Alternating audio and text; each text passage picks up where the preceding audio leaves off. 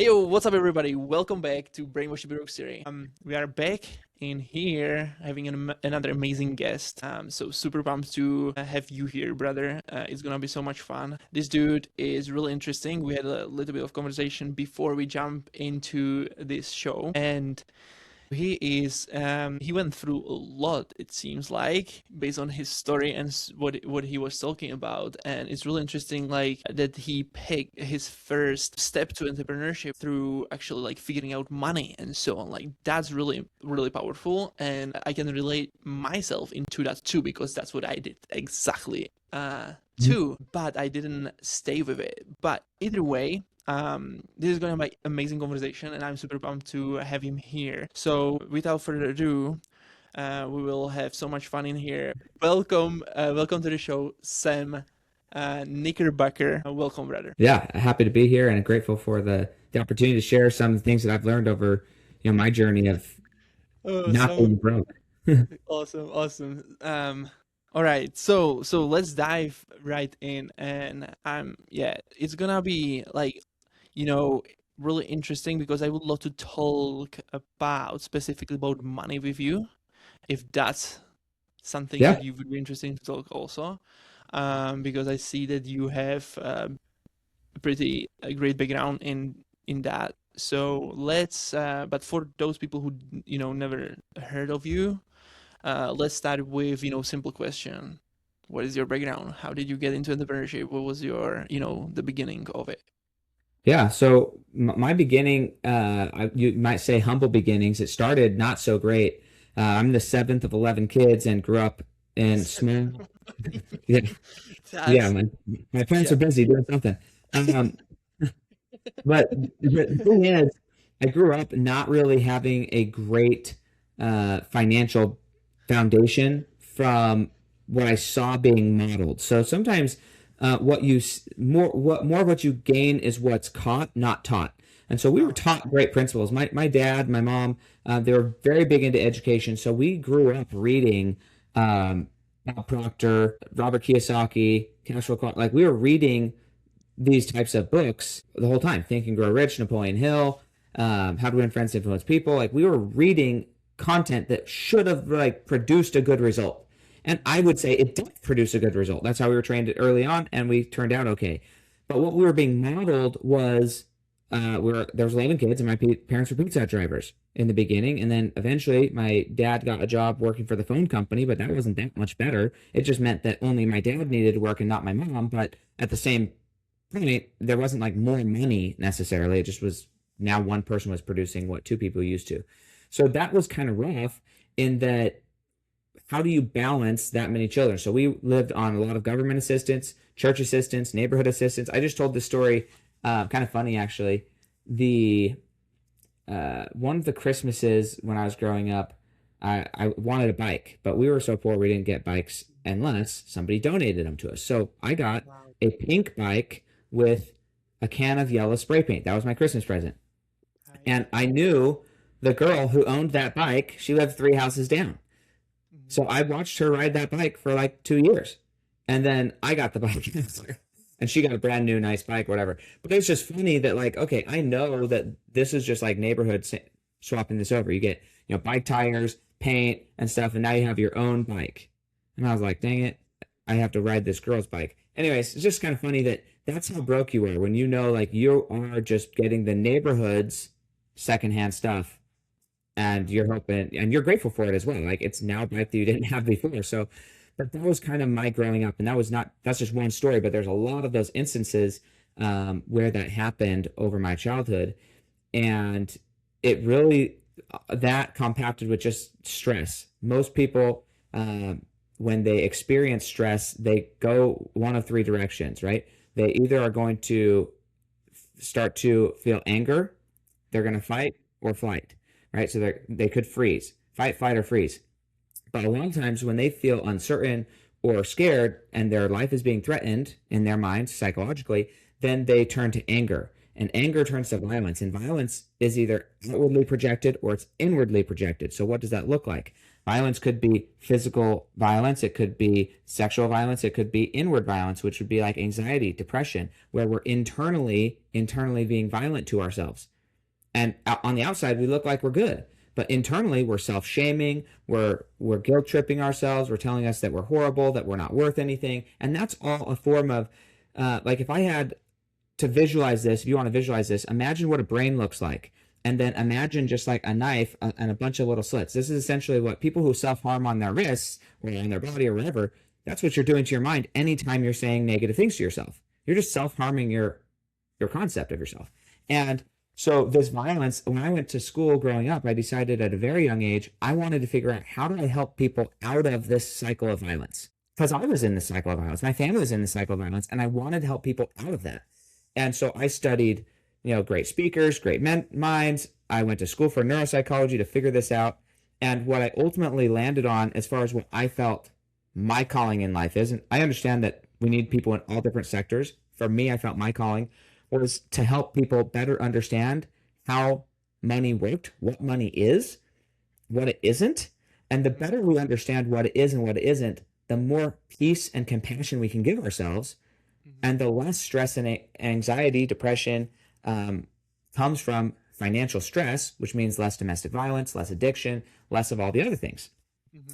And so that's when I shifted my career in out of neuropsychology into financial education and financial literacy.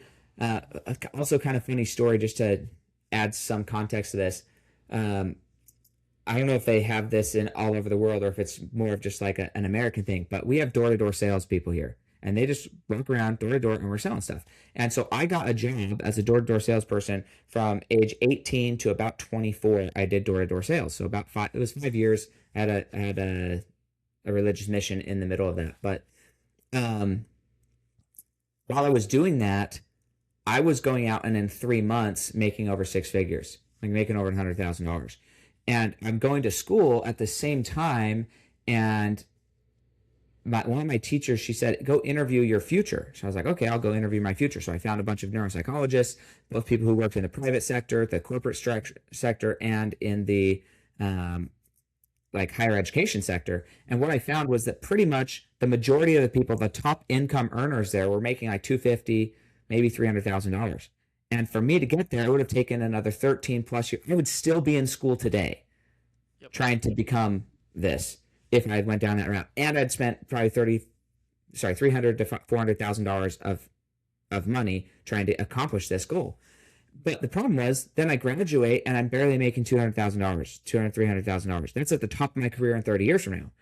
And so I had to have a conversation with myself, like, man, no matter how passionate, how much I love this thing, that's not the thing that's going to provide the income for my life. I can still study it. I can still be passionate about it. But just because you love something and you're passionate about it doesn't mean it's worth surrendering the rest of your life, your relationships with your family, with your kids, with everything else that you value for money or for that thing. So for me, I had to decide, do I want basically to go choose a career in something that I know I can generate a lot of income in a short period of time and then be more fulfilling with my life, in my family, in my church, in my community, and spend more time there? Or do I want to go do this thing and am I willing to give up everything else in my life for it?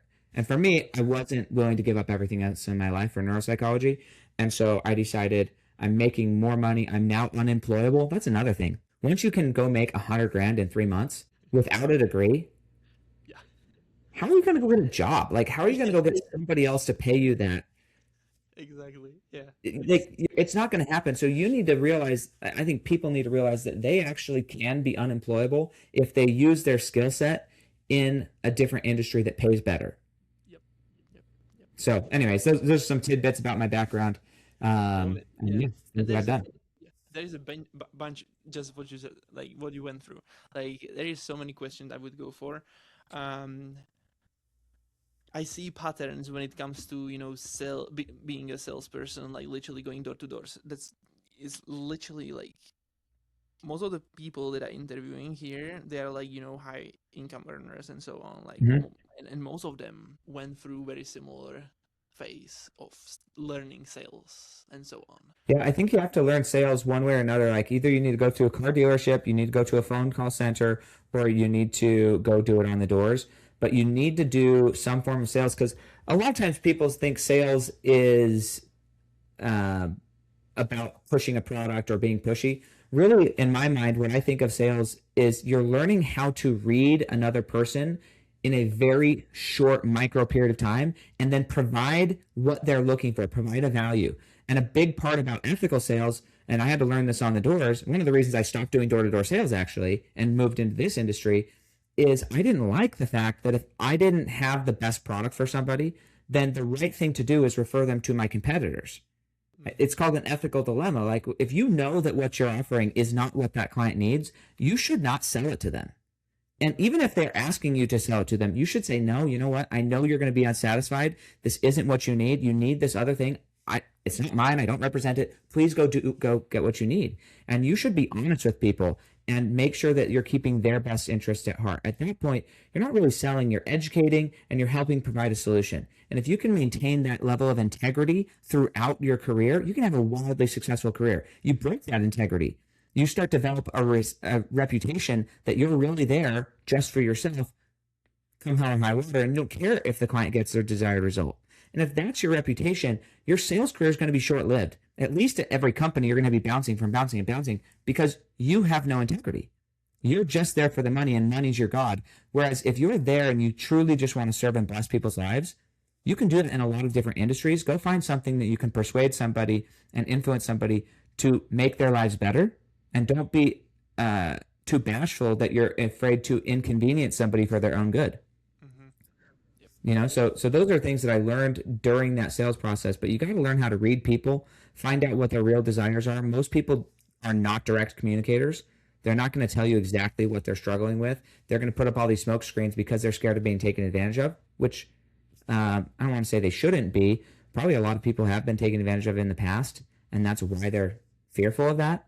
But if you can help somebody get educated to the point that they don't ever have to worry about that anymore, and then through that education, if they decide that your product is beneficial for them, wonderful. If they decide your product doesn't actually help them reach their goals, then aren't you glad you found out before you did something and exchange value? So I think I'd rather find out and almost unsell somebody from what I'm offering than to sell them into it, because the people who really truly decide what they want, that's a win for both of us. So 100%. Yeah, 100%. Um, would you even say that sales is basically one of the first skills that for those people who are starting a business, that would be like the one that actually determines if you're gonna be successful or not in a business? it depends on how you define sales. Like I think being likable, just like being a pleasant person to be around, might be a bigger skill because there's a saying you can't say the right thing to the wrong person and you can't say the wrong thing to the right person. And so sales is important. Like understanding how to help somebody overcome their obstacles in their mind. That's an important skill set. But too often people like, what is sales at that point? And I think I've been mentoring a lot of people in this over my career. And the people that come in, they say, well, what are the words to say? How do you say it? How do you tilt your head? How do you inflect your voice and all that? And they're masters who have learned how to copy and just like almost like they're psychopaths where they can become anything and copy it. That person may be really great at sales, but they have a crappy reputation because nobody knows if what they're saying is real. They're just so good at sales, but nobody knows if they can trust them.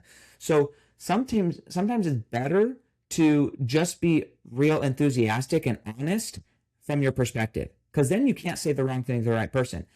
And so you got to learn what do you actually believe in? And if you learn how to differentiate your identity and know what you stand for and know what you believe in, that's probably going to do more for you in sales than learning the words or the right script or how to read somebody. Like that's important. But if you are, for instance, I sold pest control.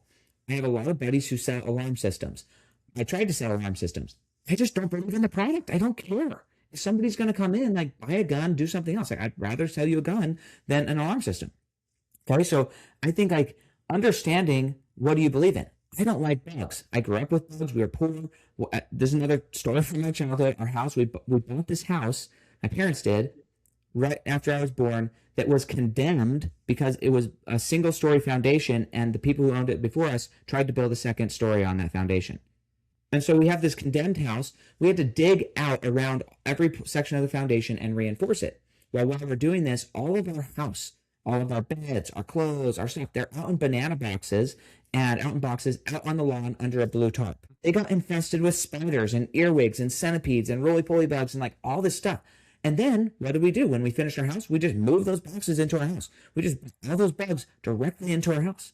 And so I grew up sleeping with earwigs crawling on you, sleeping with ants, sleeping with spiders. Like I grew up in this just crappy situation. So when I went out to sell something, I didn't want to go sell something I didn't believe in. I absolutely believe, and I still sell pest control to you because I think everybody needs it. Everybody should have pest control. Everybody should spray their house. What gives you cancer, maybe? Look, I'd rather have a little bit of cancer than bugs in my bed. I don't know. Call me crazy. And that's like, I'm not here. If I wanted to go live with the bugs, I'd go sleep out in a tent. I don't. I built a house so I could, well, they were here first. I don't care. I'm here now. And I have the power to get it out. So you got to believe in what you're selling. And then you're no longer selling it. You're like, if somebody says, well, I don't need pest control, you're like, wait a second. Well, why? Why don't you need pest control? And now you can have a real honest, real conversation with them. And you may not say the right words that are the perfect words, but if you believe that what you're doing is helping somebody, then you're going to be more successful than whether you learned sales. And in fact, there's a great book by Grant Cardone. I don't know if you've heard this, Sell or Be Sold. There's this whole false narrative that people aren't good at sales. Oh, I'm not good at that. Look, you're trying right now to sell me on the fact that you're not good at sales. And you're trying to sell yourself on the fact that you're not good at sales.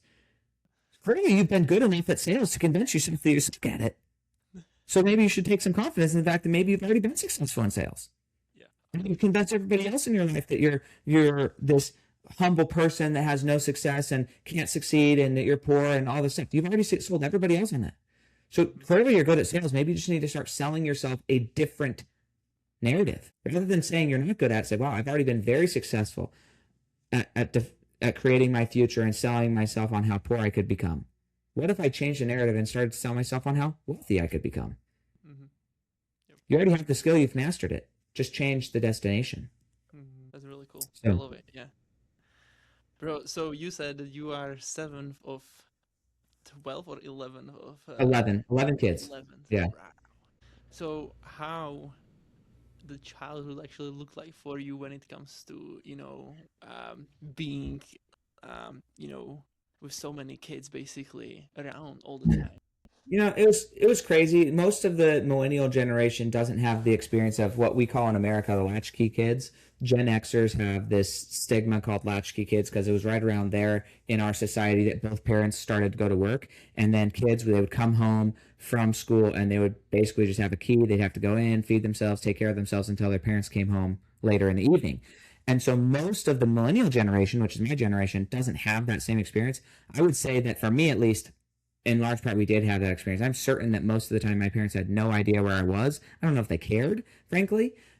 We were homeschooled, so we had extra time to run around and get into trouble in our little town. But on the other hand, it created a lot of independence. It created a lot of freedom. When I was 6 years old and I wanted to play soccer, we lived on the main street. The street has this massive arch in it. So if you're on the sidewalk on one side, you can't, even as a grown adult, you can't see over the road and see the sidewalk on the other side because the road peaks too much. Anyways, in this neighborhood, we would sell lemonade. We'd do everything we could, but I wanted to play soccer. And my mom was like, look, we don't have money for your soccer cleats and your $50 to register. So you're going to have to go find a way to earn it. So I pushed this old lawnmower up and down our street and I would mow people's lawns. At 6 years old, I had to find out how to start this lawnmower. There was no bag, so the grass was just shooting in your face. And I did it because I wanted to play soccer. Like most 6-year-olds, I look at my 6-year-old and I think they're not that determined. But most 6-year-olds, I don't think, get the opportunity to be that creative and that, what's the word? Like, take that much initiative in their life. Mm-hmm. It's not that they can't. I think most kids would, if given the opportunity. It's just our society isn't structured to give children that level of freedom, autonomy, and determination. And so I think that I was really grateful for that. Mm-hmm. Growing up, I would say most of my siblings were the ones who took care of me most. I don't know that my mom took care of me a ton. She did teach me how to read. That was really difficult. I'm not the brightest tool in the shed, so it took me a while to learn how to read. I don't think I learned how to read till I was probably 12, maybe. 11 or 12. Like it was rough trying to learn how to read. So, And let me ask you, like, because you mentioned that you really like grew up on the books, like, with uh mhm. Bob Proctor and all, like, Yeah, Robert Napoleon Kiyosaki and Hill. so. Who Yeah. brought that actually to your life, like this type of knowledge, basically, because that's really I, interesting. yeah. It's So really when we were difficult, younger, if you have no like parents in from the background of entrepreneurship and so so on. so very very young, um, my dad would read to us every night. We had a giant chair, big arms, and we would just sit around him. He would read to us every night. So we read a lot of books. A lot. He really liked like science fiction type books, but a lot of the books that he was reading had a lot of a direct ability for me, or like life lessons. They're fictional, but they had a lot of strong life lessons in them. And Mm, then when I was, I don't know, probably 10, 9, 10, or 11, I really was struggling with reading. Like, I'm not kidding that it was really hard to read. And so my mom took me into the hospital and got something signed that basically we were able to get books on tape that were designed for people who are blind or mentally handicapped, whatever. But we got this tape player back in the day. It was like, massive, and it had four-sided tapes on it. So we would get books from there. So most of my learning actually came from listening to books. right. So that I read, when I say I read a lot of books, I listened to a lot of books. It was part of my homeschool was that I needed to listen to an hour or 2 hours, depending on what other things I had to do, of books on tape every day. It was like part of my homework was listening to these books. So it was still influenced by my parents. They wanted us to get education. Another thing in our childhood that really doesn't have anything to do with money, but it has to do with, on the other hand, it does. Like it has to do with humans and how do humans work. My mom wasn't sure what she believed in religiously, from Mm-hmm. a like whether she believed in God or not. We didn't know that because we were all raised in the same church, but we didn't know that she was struggling with that. But during our childhood, we studied so many different religions, like any religion we could find. We would read books about it, then we'd write papers about it. We'd go to the congregations or the meetings, and we would interview the congregation leaders, whether it's the pastor or the Buddhist temple leader or whatever. We would go and we would interview these leaders based on our research and say, hey, what's accurate, what's not accurate. We'd go to Jewish things, we'd go to all this stuff, and then we'd write papers. So I got a really expansive education of a lot of different things. And that helped me realize, okay, there's certain stuff that's just not important. Some of it's just personal preference. There's a lot of stuff in life that's just personal preference, even between countries, right? I was kind of joking. In England, you have more an American accent than an English accent, even though you live in the UK. And that's kind of funny to me. But the reality is, like, there's a lot of things that are the same. But some people over there, I've got friends over there, and they're like, this is wrong. America does all this stuff wrong. But then they move here because they like living in America. It's like, wait a second. If you didn't like America, how about you just stay in your own freaking country? Or if you want to come to America, don't come here and bring all of your weird beliefs from over there Yeah. here. Yeah. Like assimilate, be here. So, anyways, but that helped me understand. I don't have a lot of judgment as far as right and wrong. I just think, look, if you're going to be here, be where your feet are. Mm-hmm. Choose to be present. Choose to involve yourself in this culture. If you don't like this culture, go back to the culture you came from.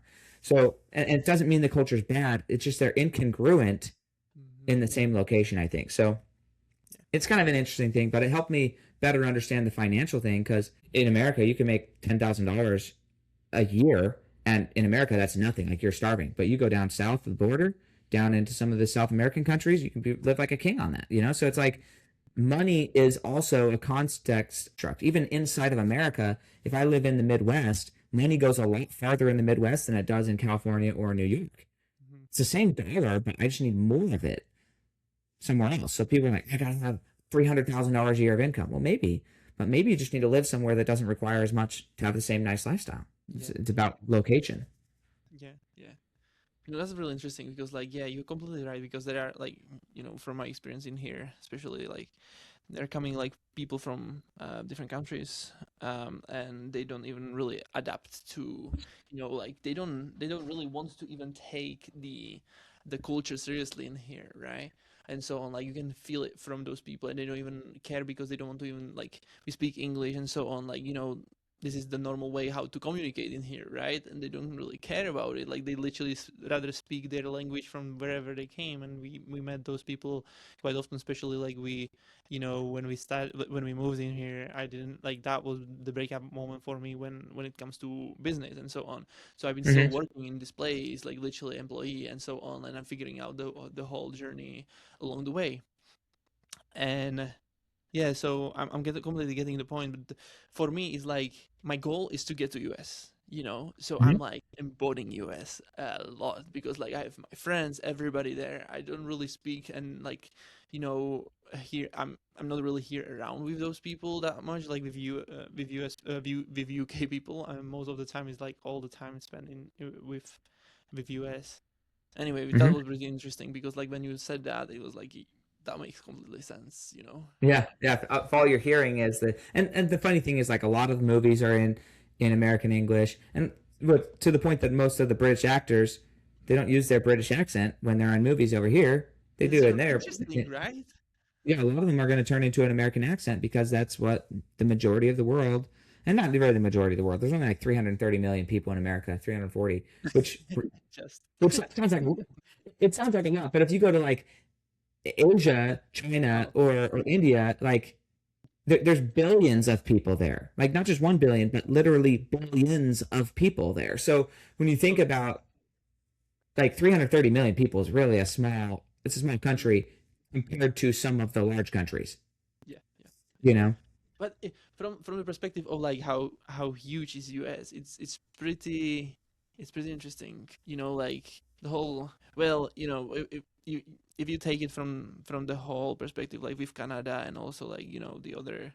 So it's pretty huge continent. Anyways, that's going Yeah. somewhere where we don't even like Yeah. want to go to. But so okay, I have a question about what was the most beneficial um, book you ever read when it comes to money and figuring out money, and also like when it comes to money, why do you think that people are not taught about money in school? Sure. So I'll start by answering it with first a movie. So Mhm. probably the most beneficial circumstance in my life. There's a movie called Confessions of a Shopaholic. Okay, Ooh, and okay. it's a chick flick. So if you're up for a good date night or whatever, but I was in this scenario where I had no money growing up, or very little. I got a job, and so I felt like me being able to pay for things was I had attached money to my value system. And Mhm. if I had the ability to pay for things, then I had value. And Mhm. so when I was spending money, subconsciously that was saying, "Oh, I'm worth it. I'm worth it. I'm worth it. I have value. I have value. I have value." Mhm. And what I recognized eventually through watching this movie was that I had become addicted to spending money. I had become addicted to the idea that spending money meant I was valuable, Mhm. which is not true. I'm valuable regardless of how much money I have. But Mhm. I had become addicted to that. So when I watched that movie, it was a really big wake up call like, wow, this chick's behavior of just spending money and she has no self control. It took me almost 6 months after I watched that movie to be able to go to a store with my wallet, with my money, and not spend money. It took me a Mhm. long time to kind of break that cycle of like, man, you don't need to be spending money all the time. It doesn't mean anything for your value. So that was a big wake up call from that perspective. As far as books that have helped me um, understand money from uh, a practical application perspective, there's so many angles to go with that. So there's books like the Power of Zero or the Volatility Shield, and those books really are talking specifically about how to deal with tax situation, tax consequences that you might face as you're earning and going into retirement. Then there's a book called Money Master the Game by Tony Robbins, or you have Killing Sacred Cows by Garrett Gunderson, or What Would the Rockefellers Do?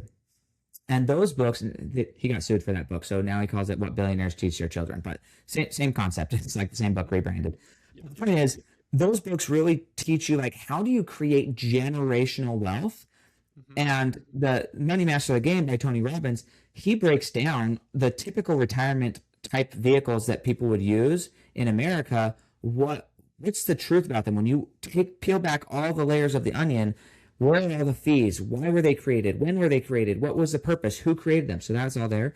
Then there's another book that, like, if you're really open to just destroying your belief in society, at least for a few months, then The Creature from Jekyll Island is another great book that kind of goes back and documents the actual creation of the Federal Reserve, the world banks, because whether you're in England or in America, we both are operating off of the central banks of the world, right? So we call it the Federal Reserve in America. And why is that? Well, this book kind of talks about that. So understanding who finances wars, what is money, how is it created, when did it change, what is fiat currency? So understanding those things, it doesn't give you a lot of hope in society, I'll be honest, when you read that book, or optimism for the future. But you kind of just have to know the rules of the game. Imagine playing Monopoly or playing Sorry or playing Snakes and Ladders or whatever. Imagine playing any game and not knowing the rules, especially if you're playing with a bunch of people who do know the rules. And anytime you break a rule, you get sent back to the start.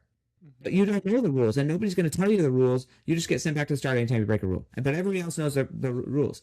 That's how frustrating it can be just to play the money game without knowing how money works and what it is. And so then there's another book called How Money Works, Stop Being a Sucker. That one's like super, super simple, written in a like comic book format, just to help people understand, like, these are the basic rules about how money works. So those are those books. Then I would say, from a mindset about attaching my value, or rather detaching my value, my personal value, from the money value, that would be books like Think and Grow Rich, Outwitting the Devil, The Power of the Subconscious Mind by Joseph Murphy. I mean, now we're getting into, what do I believe in? What's my relationship with money? And they're all different concepts. So I don't know that I could boil it down to one, frankly. I'm going to just rattle off like 30 books. But I've benefited a ton from all of them. And I think that if you overemphasize, one of the reasons I went into financial literacy is I got frustrated with Dave Ramsey. And not because Dave Ramsey's a bad person, but what I found was Dave Ramsey and Tony Robbins are on two opposite sides of the spectrum, or Robert Kiyosaki, or these books over here, Rich Dad, Poor Dad. You have a bunch of people who either are licensed to actually help you implement the strategies, but they're not really allowed to talk about the strategies in books due to compliance and regulation and stuff. Then you have, on the other hand, you have all the people like Dave Ramsey, Susie Orman, Tony Robbins, Robert Kiyosaki, Grant Cardone. They're all talking about money conceptually, but they don't have, and even Bob Proctor would go into that, Brian Tracy, all these people, they're talking about the energy of money and how to create that, but they have no ability to actually help you manage it. So they'll help you get it, but they don't help you manage it. And so I got frustrated that you have these two sides of the world, and it's like neither the twain shall meet. They don't ever talk or communicate with each other. This one's all about how to generate money and get your value proposition right. And this one's all about how to manage it, but they never are coordinating. And so that was, for me, one of the things that I wanted to get into the industry. I wanted to have a good foundation on how to understand money, how to be emotionally intelligent with it, but then also, what's the best practices to really help it grow from somebody who can actually help you implement. Yep. Okay. And that's where I got into this space, because I wanted to be able to help people implement as well as understand their relationship with it. Interesting. Okay. So when it comes to, money and, people, what they believe in, about money, what you can see the biggest, stories and patterns that people are believing in that keeps them like stuck about money and so on. So I think I'll probably reduce it down to three, just belief systems. So one is the belief system of comparison. So we believe that because somebody else has something, we have a right, or we should have that. And if we don't have that, we're less than. So there's a lot of comparison in the financial world, and that leads people to make poor financial decisions. So that's number one. Number two is context. So a lot of times people don't realize, they think that we should have a nice house. We should have a big house. Everybody should have their own bedroom. Now, you live in the UK. They have whole families living in these tiny houses. in my opinion. Like the houses over there are tiny compared to American houses. Mm-hmm. Okay. So in America, our perspective and our perception of what is a basic human need is way crazy. Almost every household has two or three, sometimes four vehicles for two drivers. So do you really need that many vehicles? Do you need big vehicles that cost a lot on gas? No, you don't. But because my neighbor has it, I should have it. Does everybody really need their own bedroom? I grew up with 11 kids and we had like 4 bedrooms in our house. Not everybody had their own bedroom. Almost every bedroom had 4 or 5 kids in it. Well, probably 3 or 4. But the point is that like you can survive, and in fact, it actually is better for you because you in tight spaces you learn lessons of negotiation. You learn lessons of communication that you don't learn if you all are isolated. Mm-hmm. And so the value of like, oh, we need all this extra space. The truth is you don't. But we've been sold this. So I love the name of this podcast, and that's one of the reasons I accepted to be on. The idea of being brainwashed to be broke. We are projected through materialism and marketing that we should have all the latest things, all the things. People make fun of me because I only upgrade my computer like once every, I don't know, probably 10 years. My last one I had from 2013. Mm-hmm. So like that's almost 13 years. I used the same computer. I sold all my nicer cars because I was like, you know what? I have kids. I don't want cars that are going to get destroyed. I'm just going to drive some old beaters. Well, that doesn't look like you're very wealthy. Well, go check my bank account because that's more important than what kind of car I'm driving. So people want to appear wealthy rather than actually being wealthy. And that is something that we got brainwashed into, materialism, that we should compare and live up to all this stuff. That if you can stop doing that and just focus on what's most important, Mm-hmm. freedom, peace, being able to sleep at night, knowing, hey, I don't have any debts hanging over my head. I can honor everything that I owe. Like that level of peace, most people have never experienced. So they think it's probably not that great. Mm-hmm. I can tell you, it's great knowing that nobody owns you, you owe nobody nothing, and you're free. Have you And so always those are probably the biggest mindsets. okay. Oh, I was just gonna say those are the biggest mindsets. Yeah, yeah. Have you had always this type of, the mindset that you have right now, or like did you have to develop it? Did you have to go through some shit basically to get your Yeah. mindset to the right, No, you know? good question. So I had to go through it. I don't know anybody who made it there without going through it, frankly. Um, but so one was just my childhood, having earned a bunch of money and not had anything to show for it.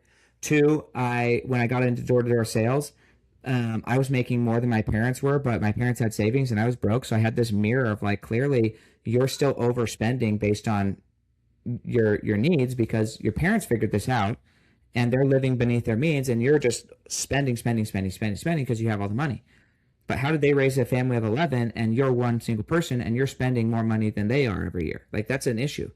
And it still creeps up on you. Like, I don't know that anybody's immune to this. Just maybe 3 or 4 years ago, um, one of my older sisters, her child got cancer. And so we were having a family discussion about how can we help the family. And one of the things that was said in the discussion was that their monthly grocery bill might go up from $400 a month to $600 a month. And I was like, what the heck? How? Because they're a family of 4, 2 parents, 2 children. How are they spending only $400 a month on groceries? Because at that point in time, Adam, this was about 3.5 years ago, we just crossed over about $250,000 in income, and our monthly budget for our food was about $2,400 a month. So we were spending $2,000 more a month, and we had the same amount of children, 2 sons, and our parents, and my wife and I. And so I was like, how are they spending only $400 a month on groceries? And it was just creeping up of like, you just start buying things that you want rather than what you need. And so I said, hey, will you send me your receipts? Send me what you're buying because I want to know how to get this under control. And there was some of that 400, like in my budget, I include diapers, wipes, household items, toilet paper, toothbrush, toothpaste. Like I include all that in my grocery budget. They didn't. So there was a little bit of difference. But we did get our budget down to $800 a month. So we cut it down to 1/3 of what we were spending simply because somebody showed us that they were living more responsibly. And so that can creep up. And that happened around the same time when I sold my cars because I was like, man, what else in my life have I been overspending on that I don't need to be overspending on? Like what where else? And that's what really shifted for me and said, you know what, I would rather have $1 million in my bank account than drive a nice car. Hmm. I don't mind driving a nice car, but I would rather have the money in the bank account first and then drive the nice car rather than drive the nice car while I'm trying to get money in my bank account. And so that shifted really honestly just 3 or 4 years ago. Hmm. And I'm glad it did. And now I'm very like, I don't like spending money on anything Yeah. at this Yeah. point. I saw you Save it. got about you have about 4 or 6 kids. Did you say? 4 kids now. Yeah, Four since kids. that time we had two baby girls. So we got 2 boys, 2 girls, and as of tomorrow, around this time, it will be. One is really young one, right? I saw the picture. I think it Uh-huh. was from Yeah, last she's year. 4 months old. 4 months. That's So awesome. Love it. Love it. Congrats, brother. That's awesome. Yeah. yeah, it's fun. Yeah, It's it's a good awesome. time. How did that change your life? Having kids and everything. I think having kids. Here's another experience that I had. It's all of this realization is kind of happening at the same time, but um, sometimes when you're making a decent amount of money, I just say like a quarter million's okay. It's not great. I know lots of people, a lot of my mentors are making way more, but a quarter million is a decent income in America, especially with 4 kids or even 3 kids. So I was making this, and then we had some financial setbacks that decreased our income pretty substantially for a short period of time, and it just causes undue stress and like, man, what's going on in your life? And what happened is I'm sitting there, I'm watching my kids, and I just love the idea that your children, when they wake up in the morning, they don't think about who's going to fill the food with, sorry, who's going to fill the fridge with food or the cupboards with food. They don't think about where their clothes are coming from. They don't think about whether the car has gas. They think about nothing. It just gets provided to them. And I don't know if you're religious or not, but I am. And I think sometimes we need to like think about, we have a deity. You can call him whatever you want, the universe, God. I call him God or Jesus Christ, but you can call him whatever you want. We have this deity that provides for us. Like we don't make the grass grow, we don't make the trees grow, we don't make anything in this world exist. It just happens for us. And so often we start trying to control things rather than just trusting and acting in faith, saying, "Hey, if I go do what I'm supposed to do, I'm going to get a good result." And so I think that was probably the biggest wake up call that, again, one of the bigger wake up calls that happened and changed from directly having kids is you start thinking differently about the world. When you can put yourself in your kids' eyes, you can then release a lot of stress and anxiety yourself. Like, oh, their life just gets taken care of. My life will just be taken care of. I just need to trust that my Father in heaven, my God, will take care of me, just like they trust that I will take care of them. Hmm. And so that's one thing that really has shifted. Also, on a non-financial note, just a purely like human note, I was pretty rough with my sons. I probably still am more rough uh, with my sons than with my daughters, but having daughters has helped me realize, you know what, I have the capacity to be more compassionate because I'm not going to spank my daughters. I'm not going to do anything that way. So I have the capacity to respond more calmly. When my sons would make a mess and dump milk on the floor, I'd be like, "What the heck are you doing? Why are you doing that?" When my daughter does, I'm like, "Oh, it's okay. Let's clean up the mess together." I'm like, so, so with that, I'm like, "Oh man, why am I responding differently?" So having daughters has made me a better dad overall and just be more compassionate, more understanding, more kind when I'm responding even to my sons. More willing to sit down and discuss and walk them through their thought process rather than just like, "Hey, what the heck are you doing? Go to your bedroom." You know? So I'm just a more understanding, compassionate person, which has then in turn helped me better understand adult humans because most adult humans are just grown up children. Like they still are dealing with the same childhood traumas that we all are. Hmm. And so when they make choices that seem illogical from my perspective, rather than being frustrated, it's easier to say, okay, interesting. What led you to that decision making process? Hmm. What did you not understand or do not comprehend that would have made that decision make sense? And then maybe if I give you more information, more context to your decision, now what would you do? Knowing that this was the impact. Oh, I would have made this other choice. Okay, great. So next time, let's make this other choice instead of. So understanding that, I think parenting in general has helped me be a better communicator, more compassionate, more kind and loving towards the people that I'm mentoring and coaching. That's amazing. I love it. Yeah. Why do you say that you've been more um rough on your first two born? Um, why do you think it was that? Well, one is just factually true. Like, I mean, I am not scared to spank my children. Like, and I'm not even against my daughters being spanked. I just don't want. I don't think that it's good for them to get spanked by a man. So like, I'm not going to be the one who's spanking them. But I'm okay if my wife spanks them. So I'm not like against them being spanked. So I don't want to take this the wrong way. But we each have our roles. I'm the one who spanks our sons. My wife's the one who spanks our daughters. So that's how it is in our house. But I think that I have this expectation that men need to uh, not be callous to the point that they don't know how to deal with their emotions. I do think there's value in dealing with their emotions. But what I see in our society is a lot of people who are too soft and want the world to cater to them. And that's not reality, and the world is not going to cater to you. Like any level of the world catering to you is by gift of somebody who has more power, Mm-hmm. right? It's bestowed upon you. So it's not like inalienable rights. Inalienable rights are things that God gave you. God gave you the sun. He gave you the weather. He gave you you came into this world naked. So that's what you get. Mm-hmm. Anything else is somebody else made it possible. These clothes I'm wearing, I do not know how to make these clothes. If somebody in China or whoever created these clothes didn't make them, I would not be wearing them. So, like everything is a gift for me. And so for my sons, I don't want them to be how do I say this? I want them to be emotionally resilient and be aware of when is it good to share your emotions and cry and deal with your emotions, and what circumstances is that not productive to actually accomplish an end result. And Mm-hmm.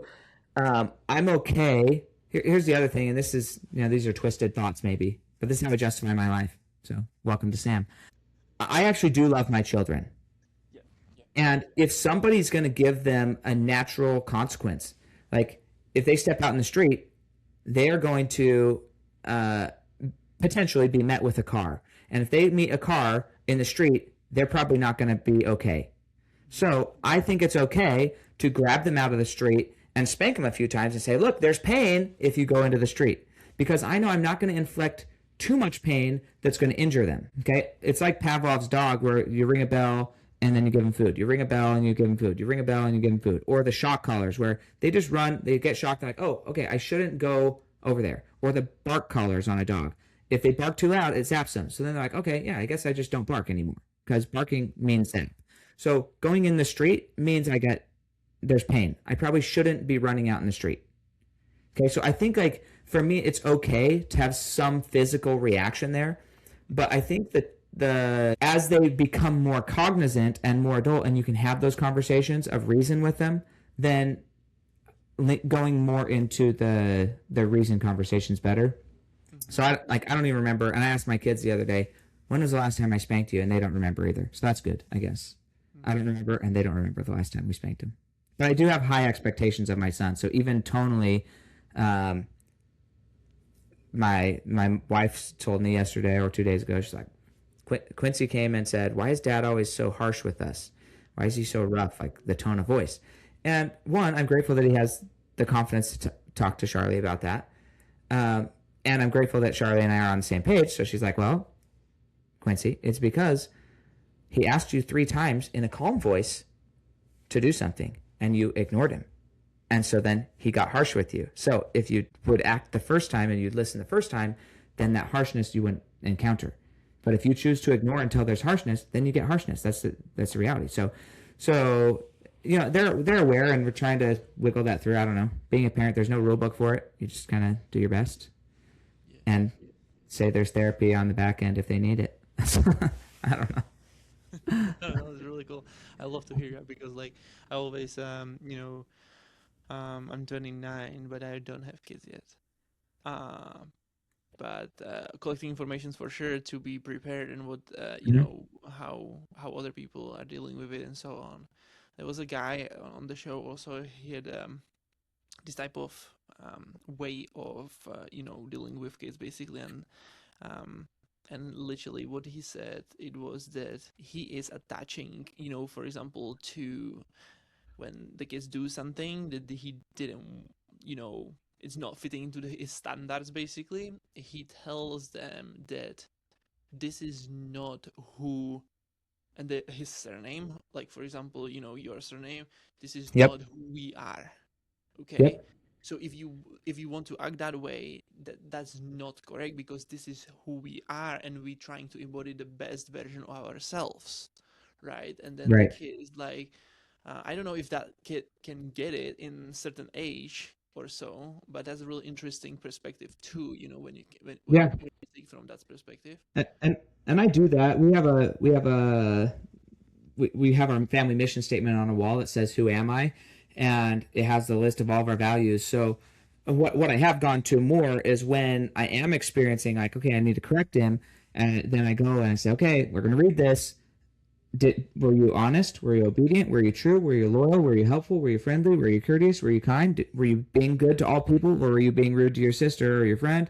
Were you being helpful? Were you not being helpful? Were you being a resource? Were you resourceful? Did you figure it out? Did you even ask, or did you like? So if you have all these things, I my I believe in a strong sense of like value system that way. One thing that I also really value though is I don't really like shame and guilt. I don't want my kids to be raised with shame and guilt, and I don't know if that's going to work or not. We'll have to talk to them later, but um, Did I you don't did want you people to feel. experience that in your childhood, like shame and guilt and so on? Like this is one of the reasons why you don't like it, or what actually like prompt you to do not like it really?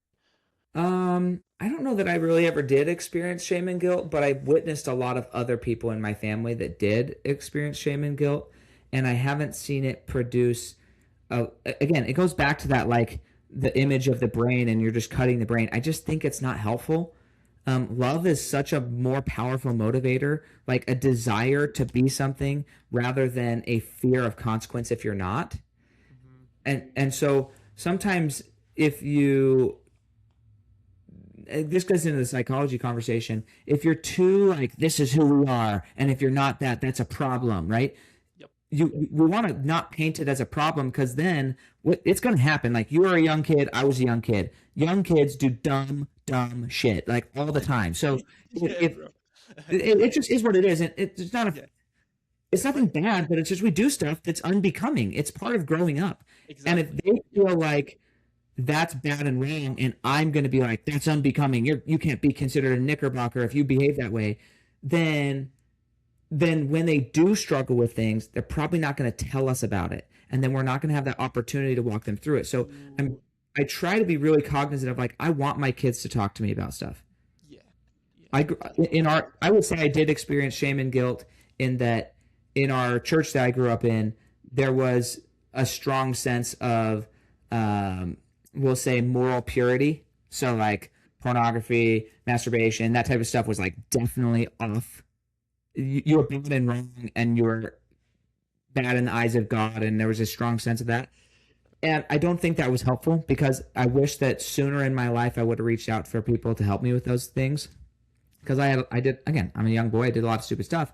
When I did eventually talk to my parents about it, though, they were actually very open and accepting. They were like, "Hey, well, probably just don't do it too often because these things, like this, is what it does to your brain. This is the defects. This is why it's not helpful. There's usually you're doing that as a way to escape real connection, Mhm.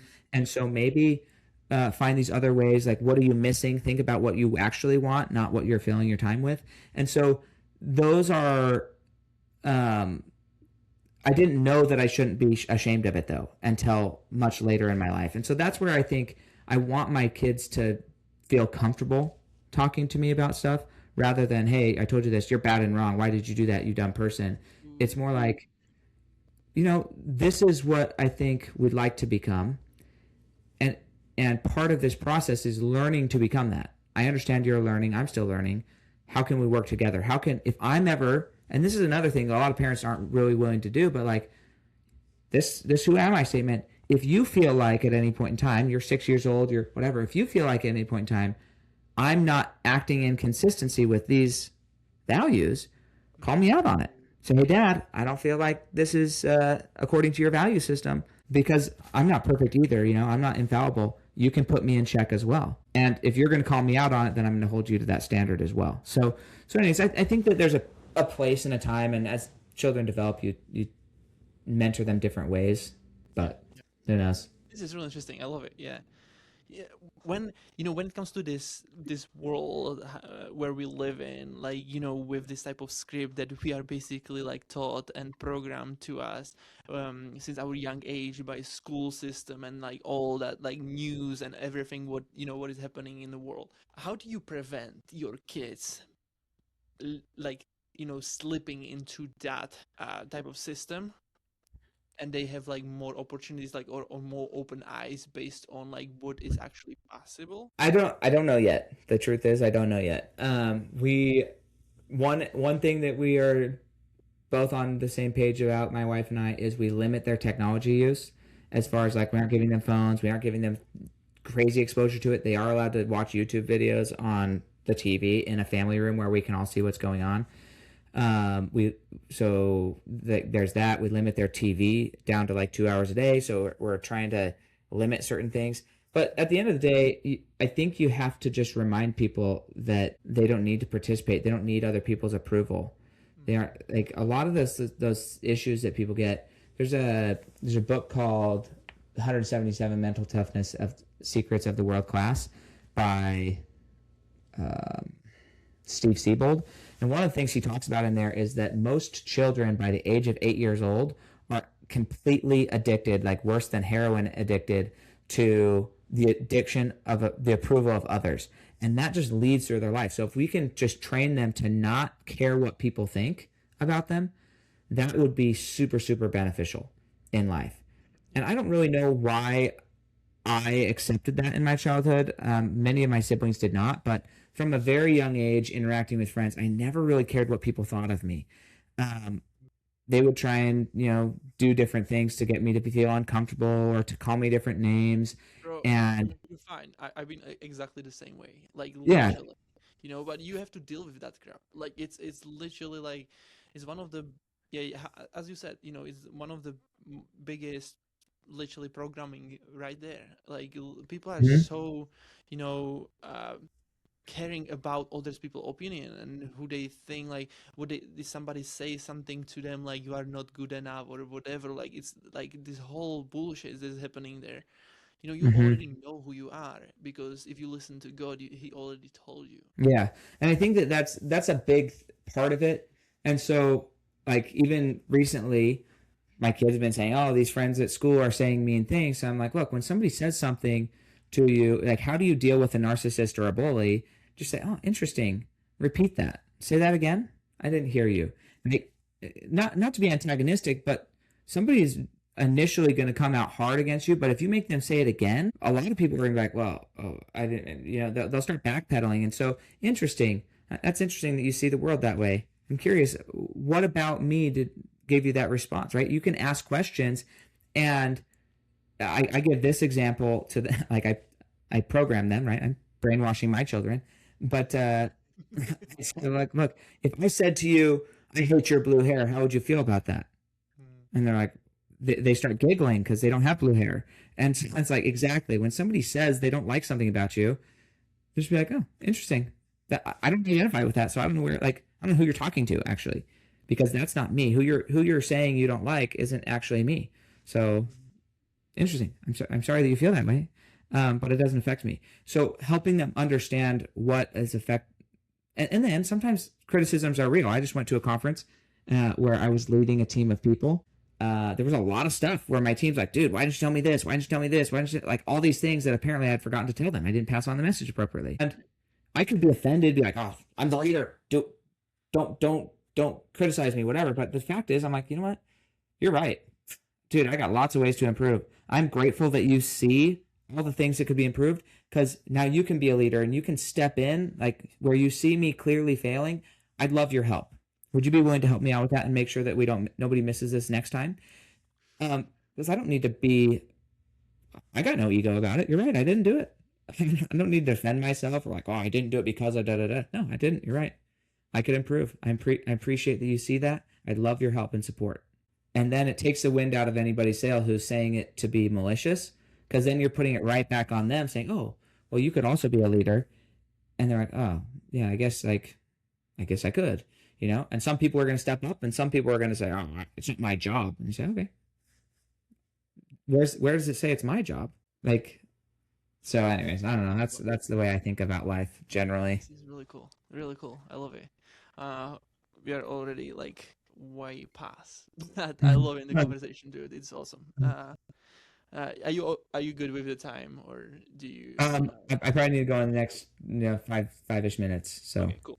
So okay, so let's wrap it up in here basically with last question when it comes to your business and what you do. So what is your goals like right now? Where people can find you and what is like the future where you can see sure. that you are heading to?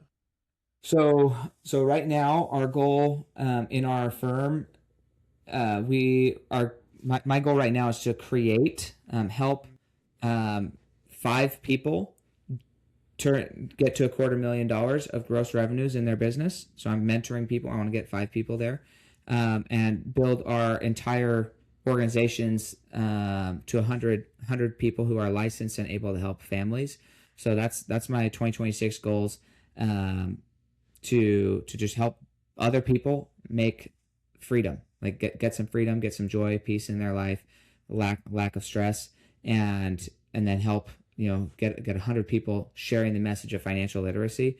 Um, and the place to find me, if somebody wanted to be participatory in that endeavor in any way, whether that's through partnership or whether that's through they know somebody who I should connect with, they know an organization that's open to have somebody come talk about financial literacy. Maybe they run a company that's like, man, my company doesn't have anybody teaching our employees how money works.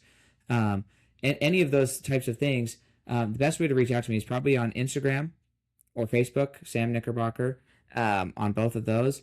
Or if you just want to Google me, there's lots of stuff that comes up if you Google Sam Knickerbocker, and you'll be able to find phone numbers and emails and whatever works. You can go to samknickerbocker.com, and everything's right there. You can schedule a call with me on samknickerbocker.com.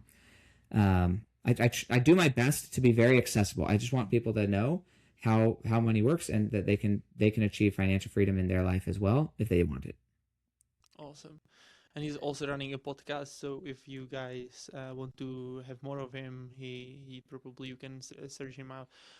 What's your podcast name again? Yeah, so the name of the podcast is called The Fuel Your Legacy Show. And kind of the premise of that show is that if we ask better questions, we'll get better answers inside of ourselves. So, my goal is when I bring somebody on there, I'm asking them, like, what questions did you ask yourself that when you got the answer, it's directed the rest of your life? So, for me, an example of this is I asked myself the question at a very young age, how can I help other families, other little boys and girls, other parents not go through these same social issues, anxiety, depression, domestic violence, divorce? Like, how can I help them? And everything in my life has been a pursuit of answering that question. Hmm. And when I found that the answer to that question for me was to teach people how money works, I couldn't not do what I do at this point. Hmm. I love what I do because it's fulfilling my purpose. And so, what question did Adam ask himself that directed everything? Like, is it I got to get to America? Well, why? Why to get to America? Why get to America? What was the thing that was like, you know what? This circumstance in my life is now unacceptable. I asked myself a question, my brain came up with an answer, and now everything I'm doing is in pursuit of fulfilling that.